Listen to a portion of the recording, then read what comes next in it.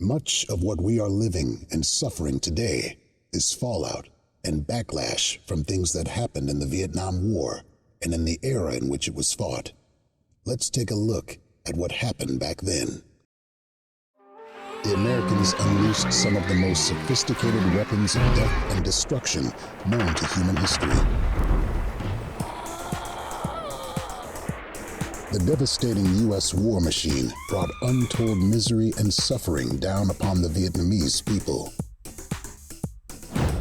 The poor and working-class American youth, often drafted to kill their own class brothers and sisters in Vietnam, suffered mightily also.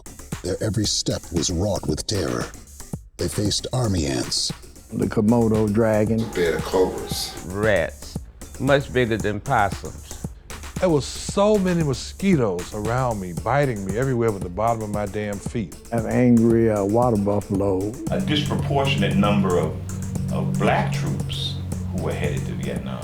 8 to 10 or 12 weeks, we would get word back that so-and-so had gotten killed in the war. Jones had been killed, William had been killed. Many of our war vets will talk about racism as just as much of a traumatic event as being, having a grenade thrown at them. While soldiers were away fighting, their families within the confines of the U.S.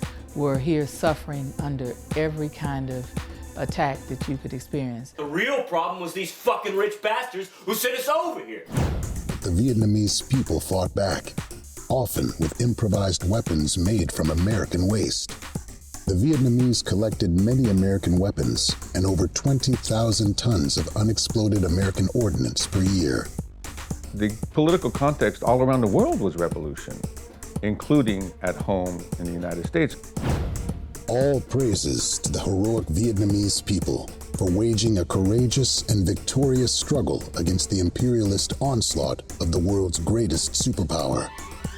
But the American people waged the greatest struggle in American history against rich, ruling class war policies in the streets at home and inside the war itself.